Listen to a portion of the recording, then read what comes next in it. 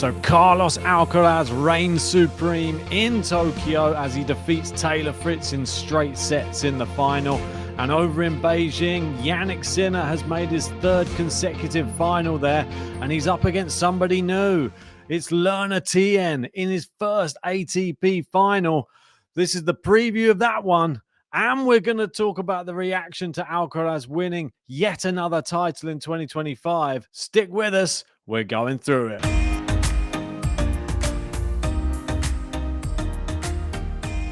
That's right, and if you haven't done so yet, give us a like and subscribe to the channel. Let's get stuck into this, and we're going to start with one man and one man only. It is the world number one, Carlos Alcaraz. What a performance from the 22-year-old. He defeated Taylor Fritz in the final, 6-4, 6-4, and his 24th career title, his 8th title of the year. He is the best player on tour this year. 67 wins and only 7 losses in 2025. 51-3 since April. And year-end number one getting closer and closer. Well, let's unpack what happened in the match. I'll give you my thoughts on it. I thought it was actually a lot closer, the first set, than what I thought it was going to be. I thought Carlos would take the match to him, but give Taylor Fritz his credit. He actually made it very, very competitive, and the long rallies were frustrating Carlos, and Fritz was actually outlasting him in some of these big exchanges, and you could see Carlos actually getting frustrated. He was volleying a few times into the net. There were a few uncharacteristic, unforced errors from him in that first set. And he even took some time at the back of the court to accept even a warning just because of the long rallies. And he was having a bit of an argument with the umpire as well. Because of the warning, he was saying, well, I've got to come all the way from the net, all the way back, get my towel, and you're penalizing me for not serving quick enough. And he was sort of saying, you've never played tennis before, have you? You've never played on a tennis court. You don't know what it's like to be a professional tennis player. And yeah, you don't really get to see him speaking like this to officials very often, but you could tell how much it meant to him. And sometimes it just fires him up even more, Carlos. And he definitely was playing better. As soon as it got to the business end, though, I thought that was where we were going to see the nerves sort of crack from Taylor Fritz, and it did prove to be the case. There were a few extra unforced errors, and Carlos, he just looked really in the zone, very clutch, and he was able to get the singular break. And then it was 6-4, and then Taylor Fritz did go off the court for a medical timeout, was broken early in the second set, and Carlos never looked back. Fritz never really looked like he could come back into it. He hit with more freedom, probably because he just thought he'd already really lost this match. I think he did well to get 4 games in the second set. That's just credit to him. He is one of the best players in the world for a reason. But the rightful player won, just as I said he would. I said the Laver Cup. It wasn't really the real Carlos Alcaraz playing Taylor Fritz there. This was the real one, and you got to see it. And you got to see him come from pretty much being almost injured in the first match of the tournament to come all the way through to defeat Fritz in the final. I thought that would be the final at the start of the week. They were the best 2 in the tournament, but the best player in the world did win. And 8 titles in a season this century. There's only a few players who have done it. Federer 4 times, Nadal 3 times, Djokovic twice, Murray once, Sinner once, and Alcaraz once. And that is the end of the list. Gil Gross coming in with some good stats as always, saying Alcaraz is over the 90% win mark this year, often a major indicator of a generational season. It's been done 7 times this century, 4 by Federer, Djokovic and Nadal with 2 each, and then Sinner last year. And yeah, pretty insane. 90.5%. What a season Carlos is having. And you get to see the years when they all happened here. You can see Federer's ones were 2004, 2005, 2006, and 2007 when he won at least 8 titles. But you see there, 11 titles in 2 of those, 12 in 2006. Nadal winning 11 in 2005. We've got Djokovic winning 11 there in 2015. Alcaraz still could add to this tally. The year is not over yet. But speaking of the year not being over yet, the race to Turin is not over yet either, because Carlos Alcaraz has now announced he has withdrawn from the Rolex Shanghai Masters. Still got a big lead of 2,500 points. But Jannik Sinner, if he was to come into Shanghai and win Shanghai, definitely is a little bit more food for thought, and it doesn't look so dominant. If he was to reduce it to 1,500 points, and then, well, who knows, in Paris, maybe a Vienna or a Basel in there as well, and then it all comes down to the tour finals potentially. If Alcaraz doesn't perform in those tournaments, obviously you would expect him to still do pretty well, but you never know. The pressure gets to some players, but maybe this is a tactic from him. Maybe he needs the time. Obviously, he had a bit of problem with that left ankle, I believe it was, in the first match. Who knows? Maybe it's still troubling him, and he doesn't want to take any chances. But well done to him. Another title. Fantastic, as I'm sure you all agree. Tell me your thoughts about his performance this week and in that final.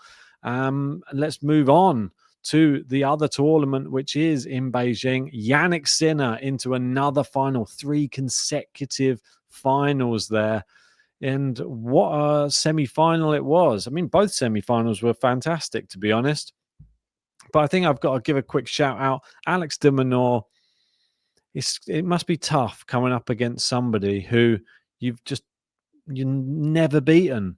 I mean, this is an 11th defeat to Jannik Sinner, but he's definitely closing the gap. And I think this performance against Jannik Sinner was the best that I've ever seen him play against Jannik Sinner, hands down. He really has put a bit of extra pop in his shots. He obviously has got this same racket, the same one JG is using that Wilson have sent us. It really does give you a bit of extra power. And I just feel that his consistency with his backhand, forehand, he was mixing up the directions as well. The slice looked really good from de Minaur. It was really good depth on it. He just hangs in the rallies for so long. You saw how exhausted Jannik Sinner was after some of these rallies that he even lost as well.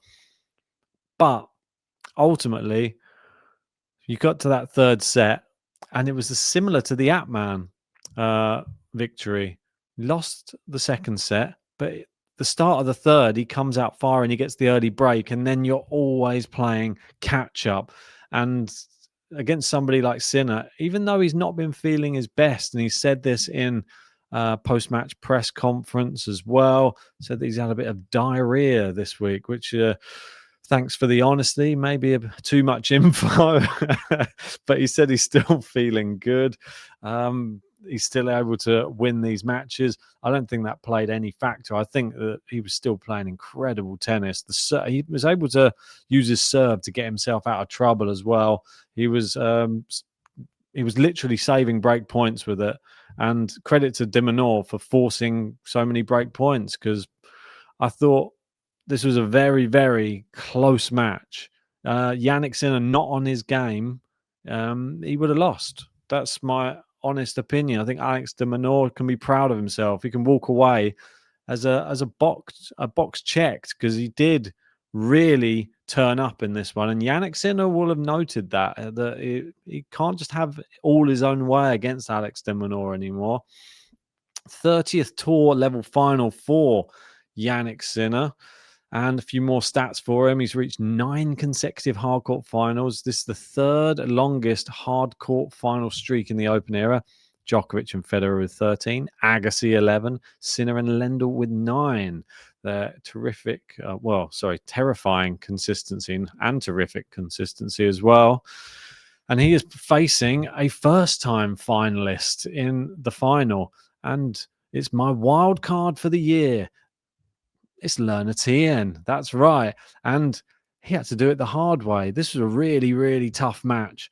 in the first set, it was pretty much nip and tuck all the way up right until the end of the set. And we know it's the business end.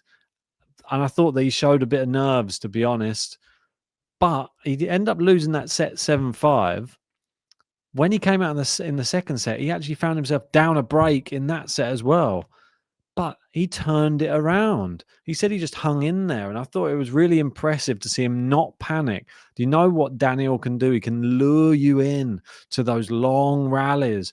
But I think Tien just was able to hang in there with those. And he was happy to stay consistent.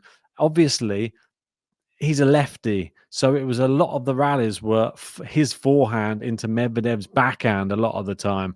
And I think he ground Medvedev down. The heat looked like it was really playing a factor for Daniel in this one. And obviously, we saw when we got into the third set, it was Medvedev that was struggling physically, and it was noticeably cramping. He could barely walk around the court. And like it says here, Pavi G saying Medvedev, who was clearly suffering from cramp in the deciding set, was sensationally given a code violation from the umpire for not trying. Yeah, he was not impressed. I thought it was one of the harshest things I've seen. Somebody struggling around the court who's literally trying his best to keep the match going. And that's why he came to the umpire and he said, why is every umpire in the world trying to intimidate me? After the US Open, I'm trying to be good. Yeah, and he said, then he called over the supervisor and he just said, I'm not talking to you anymore. He said, I am trying. He said, can you not see how compromised I am? And I think this is one of the first times where Daniel, fair play to him, he didn't lose his cool. He was being very honest. I think should be applauded for playing on as long as he did. He obviously retired at 4-love, but it was done essentially as soon as he lost all of his movement. That is Daniel Medvedev's game. He is a movement master and he requires so much scampering around the court to be able to enforce it on his opponent, which obviously worked in the previous rounds. Maybe he's done too much running. And Learner Tien into the final. And players younger than 20 able to reach ATP Tour finals in 2025. João Fonseca in Buenos Aires, Jakub Mensik in Miami, and then we've got Learner Tien now in Beijing. And only 2 players have more top 10 wins than 19-year-old Learner Tien this season. Carlos Alcaraz and Jannik Sinner. There you go. Fine company to be in. And he's facing one of those in the final. Obviously, he's beaten an Italian on the way here. He's beaten Lorenzo Musetti. He's just taken out Daniel Medvedev for the second time. Don't forget, he did defeat him already at a Grand Slam as well. So he has taken Medvedev's scalp twice now. And Medvedev probably sick of the sight of him. I'll give you a prediction how I see this one going. Unfortunately for Learner Tien, he's going to have to learn the hard way. And coming up in a final, your first ever final against a hard court specialist like Jannik Sinner, who you couldn't really ask for anyone worse. Maybe Carlos Alcaraz, but Jannik Sinner in Beijing, it doesn't get much worse, I don't think.